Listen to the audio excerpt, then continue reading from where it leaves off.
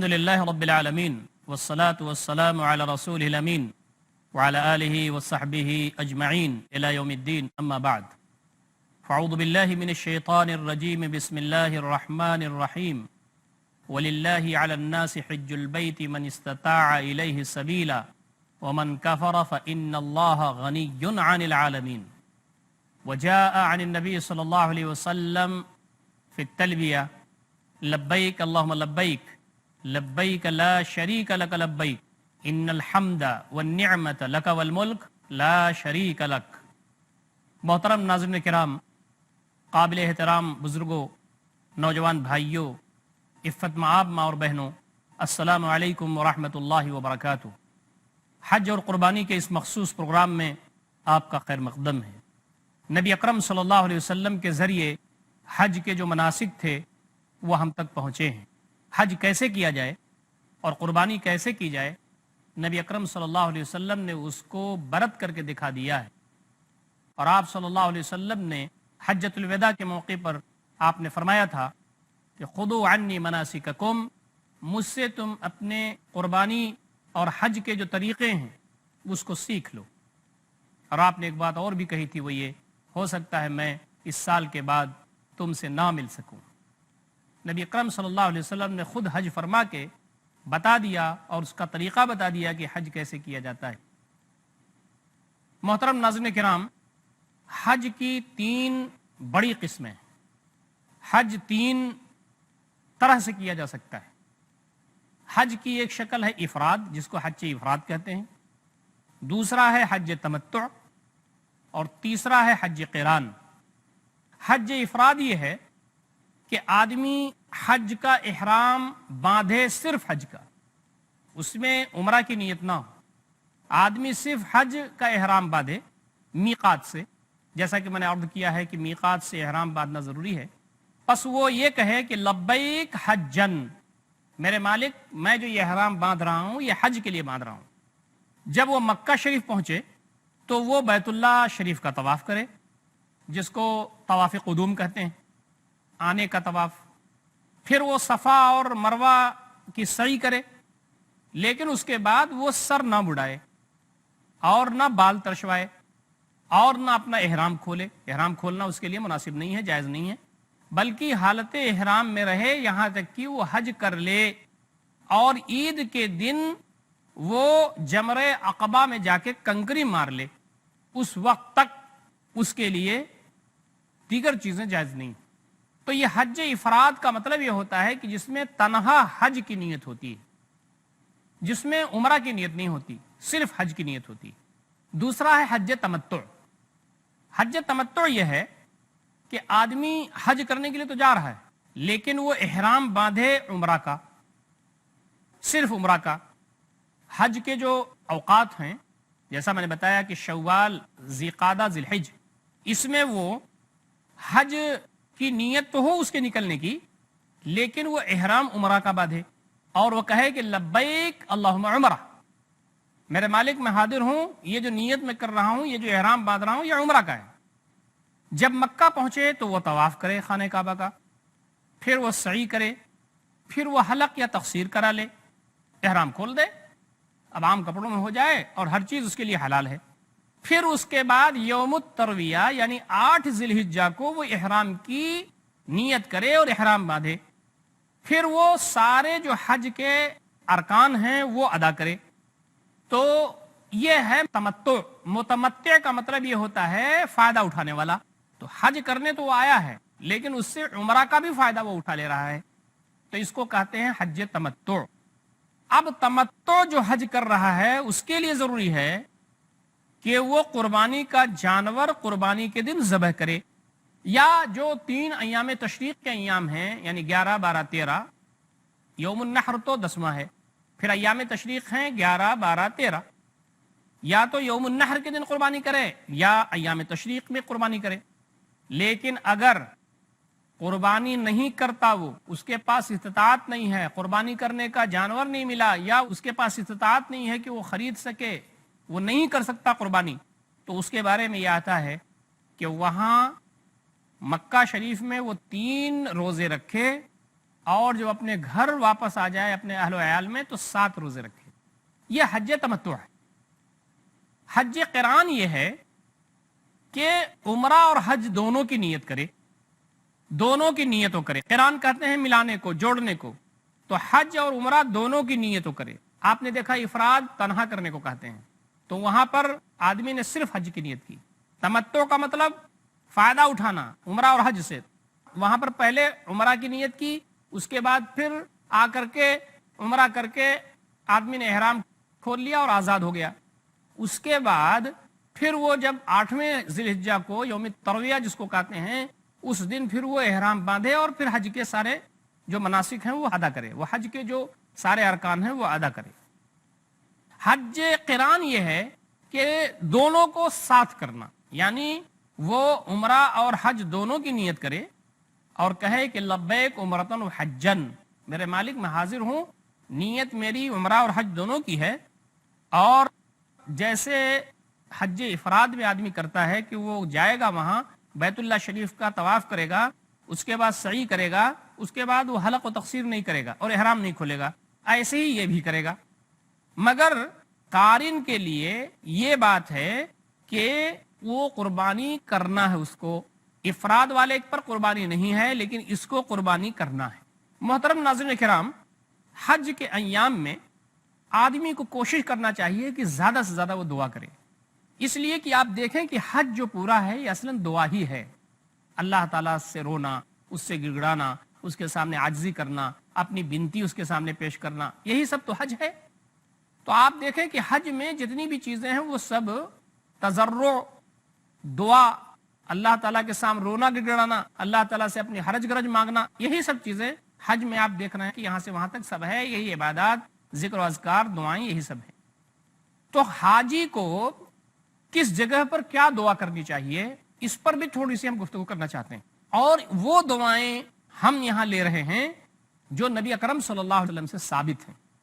ویسے ایک موٹی بات آپ کو یہ سمجھ لینا چاہیے کہ نبی اکرم صلی اللہ علیہ وسلم نے کچھ جگہوں کے لیے تو دعا بتائی, لیکن آزادی بھی دے دی کہ حاجی جو چاہے دعا مانگے, جو اسے میسر ہو اپنی دین دنیا کے لیے وہ دعا وہ مانگے, اور اس سلسلے میں آزاد کر دیا گیا حاجی کو. لیکن کچھ دعائیں ایسی ہیں جو نبی اکرم صلی اللہ علیہ وسلم نے مانگی ہیں یا آپ صلی اللہ علیہ وسلم سے ثابت ہیں, ان دعاؤں کے بارے میں ہمیں معلومات رہنی چاہیے, اور اگر وہ دعا ہم یاد رکھیں تو بہت اچھی چیز ہوگی. قرآن مجید میں یہ بات بتائی گئی ہے کہ اللہ رب العزت نے فرمایا ہے کہ مجھ سے دعا مانگو, ادعونی استجب لکم, تم مجھ سے دعا مانگو میں تمہاری دعا قبول کروں گا. اور اللہ رب العزت کو وہ بندہ بہت پیارا ہوتا ہے جو کثرت سے اللہ تعالیٰ سے دعا مانگے. نبی اکرم صلی اللہ علیہ وسلم نے فرمایا کہ اگر تمہارے جوتے کا تسمہ یا اس کا فیتا ٹوٹ جائے تو اس وقت بھی تم اللہ تعالیٰ سے دعا مانگو, یہ اللہ تعالیٰ کو بہت پسند ہے.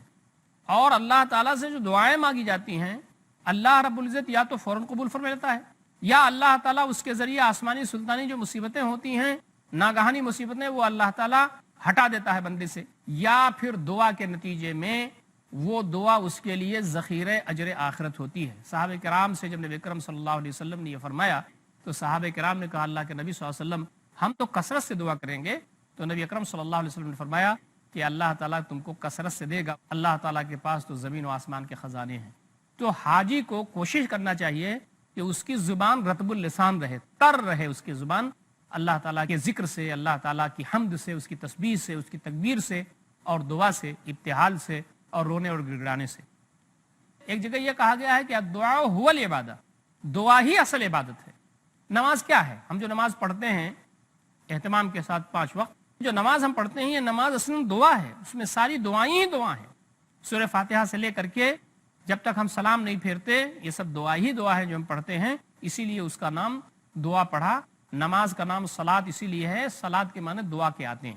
محترم ناظرین کرام, اللہ تعالیٰ نے آپ کو حج کی سعادت دی ہے, آپ حج کرنے جا رہے ہیں, تو آپ کے ذہن میں یہ بات آنی چاہیے اور یہ آپ کے اوپر یہ اس کا احساس ہونا چاہیے کہ آپ مسافر ہیں. آدمی جب حج کے لیے گھر سے نکلتا ہے تو وہ مسافر ہوتا ہے, اور مسافر کے بارے میں نبی اکرم صلی اللہ علیہ وسلم نے فرمایا کہ اس کی دعا قبول ہوتی ہے. اب حج کرنے جا رہا ہے تو حاجی کی حیثیت اس کی ہے, حاج کا مطلب حج کرنے والے کی, بیت اللہ کا قصد کرنے والے کی حیثیت اس کی ہے, اس کے ساتھ ساتھ وہ مسافر بھی ہے, تو مسافر کی دعا قبول ہوتی ہے. صلی اللہ علیہ وسلم نبی اکرم صلی اللہ علیہ وسلم فرمایا ثلاث دعوات مستجابات، 3 دعائیں ایسی ہیں جو اللہ رب العزت کے یہاں شرف بارگاہی اس کو حاصل ہوتی ہے، وہ اللہ رب العزت کے یہاں قبول ہوتی ہے۔ دعوت المظلوم، مظلوم کی پکار، اللہ تعالیٰ مظلوم کی پکار اپنے عرش پر سنتا ہے، اور فرمایا کہ میرے اور اس کے درمیان کوئی حجاب نہیں ہوتا اور وہ ڈائریکٹ میرے عرش سے آ کے ٹکراتی ہے۔ وہ دعوت المسافر، اور مسافر کی دعا بھی اللہ تعالیٰ قبول فرماتے ہیں۔ اور اسی طریقے سے دعوت الوالد لولدہ، باپ اگر اپنی اولاد کے لیے دعا کرتا ہے تو یہ دعا بھی قبول ہوتی ہے۔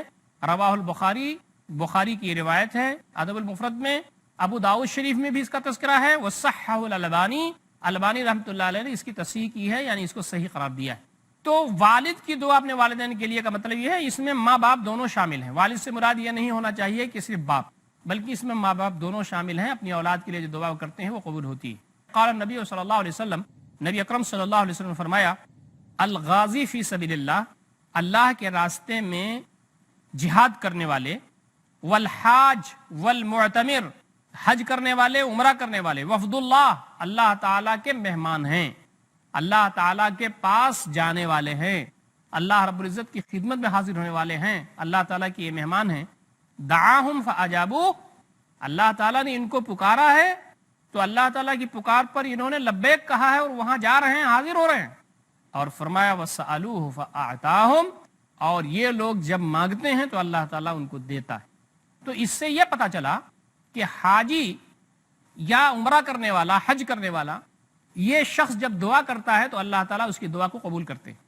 تو حاجی، حج کرنے والے کی یا عمرہ کرنے والے کی جو پوزیشن ہے وہ 2 پوزیشن بنتی ہے، ایک تو مسافر ہے اور دوسرا وہ حج کرنے والا یا عمرہ کرنے والا ہے۔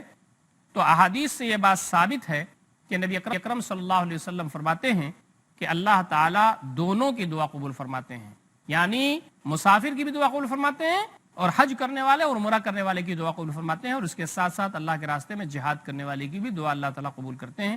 یہ جو حدیث ہے ابن ماجہ کی روایت ہے، لیکن البانی رحمۃ اللہ علیہ نے اس کو صحیح قرار دیا ہے۔ صفا جو پہاڑی ہے اس پر کیا دعا کی جائے اور نبی اکرم صلی اللہ علیہ وسلم سے کیا منقول ہے، اس پر ہم گفتگو تھوڑی دیر کریں گے۔ محترم ناظرین کرام، وقت ہو گیا ہے ایک چھوٹے سے وقفے کا، انشاءاللہ وقفے کے بعد ہم حاضر خدمت ہوں گے اور پھر یہ جو گفتگو ہم کر رہے ہیں اس کا تسلسل انشاءاللہ جاری رہے گا۔ والسلام علیکم ورحمۃ اللہ۔ بسم اللہ الرحمن الرحیم۔ محترم ناظرین کرام، نبی اکرم صلی اللہ علیہ وسلم سے حج کے دوران دعائیں مسنون ہیں۔ یوں تو آپ صلی اللہ علیہ وسلم نے یہ آزادی دے رکھی ہے کہ جو دعا جو چاہے کر سکتا ہے، لیکن آپ صلی اللہ علیہ وسلم نے کچھ دعائیں ہمارے لیے بتائی ہیں، اس پر کچھ عمل کیا ہے خود آپ صلی اللہ علیہ وسلم نے، تو مناسب ہے کہ ان کا علم ہمارے پاس رہے۔ صفا کے پاس دعا کے سلسلے میں ایک لمبی حدیث آتی ہے جو نبی صلی اللہ علیہ وسلم کے حج کے طریقے کے بارے میں ہے، تو اس میں آگے یہ آتا ہے فَوَدَا بِالصَّفَا، نبی اکرم صلی اللہ علیہ وسلم نے آغاز صفا سے کیا تو اس پر آپ چڑھے حتی رأى البیت، یہاں تک کہ بیت اللہ شریف کو آپ نے وہاں سے دیکھا، فاستقبل القبلہ، قبلہ کی طرف رخ آپ نے کیا، فوحد اللہ وکبرہ، تو اللہ تعالیٰ کی وحدانیت بیان کی آپ نے اور اس کی کبریائی بیان کی، اللہ اکبر کہا، اور کیا کہا؟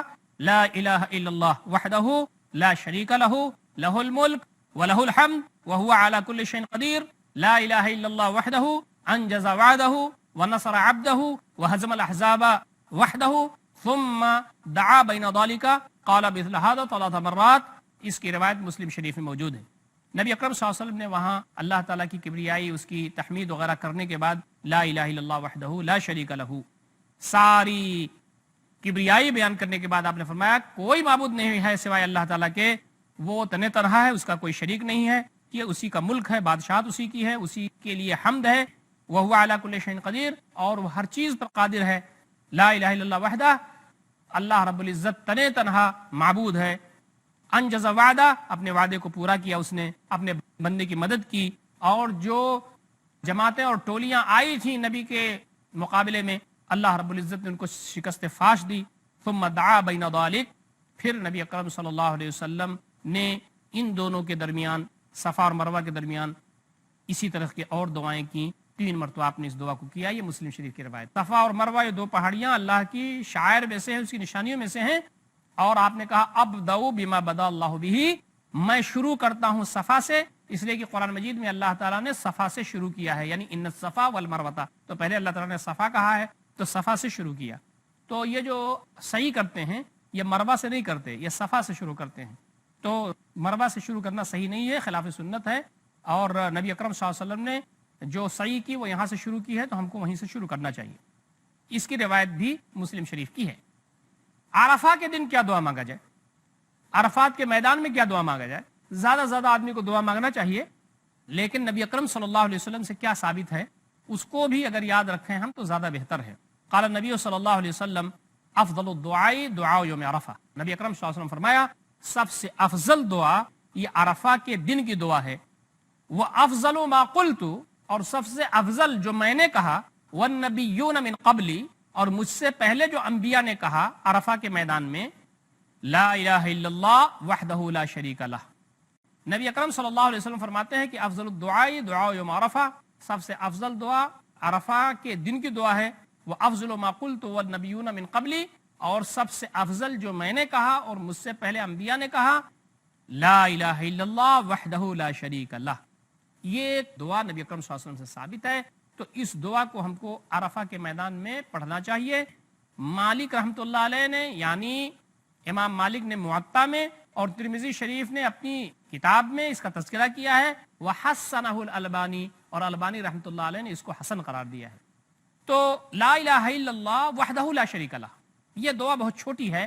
عرفہ کے میدان میں اس کو کثرت سے پڑھنا چاہیے. جب وہاں قیام کریں اور بھی دعائیں پڑھیں، لا الہ الا اللہ وحدہ لا شریک لہ، کوئی معبود نہیں سوائے اللہ تعالیٰ کے، وحدہ وہ تنہا ہے، لا شریک لہ اس کا کوئی ساجھی اور شریک نہیں. مشعر الحرام، عند المشعر الحرام، مشعر الحرام کے پاس کیا دعا پڑھی جائے؟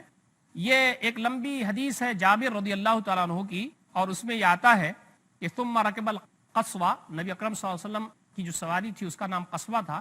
آپ صلی اللہ علیہ وسلم اپنی اونٹنی قصوہ پر سوار ہوئے، حتی اذا اتل مشعر الحرام، یہاں تک کہ جب آپ مشعر حرام کے پاس آئے، فاستقبل قبلہ، تو نبی اکرم صلی اللہ علیہ وسلم نے قبلہ کی طرف اپنا رخ کیا.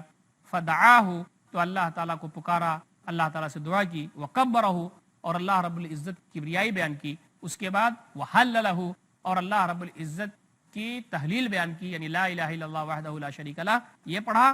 فلم یزل واقفا حتی اسفر جدا، تو آپ صلی اللہ علیہ وسلم ایسے کھڑے رہے اور یہ دعا پڑھتے رہے یہاں تک کہ اجالا ہو گیا، سپید صبح نمودار ہو گیا، اجالا ہو گیا، خوب اچھی طریقے سے روشنی پھیل گئی.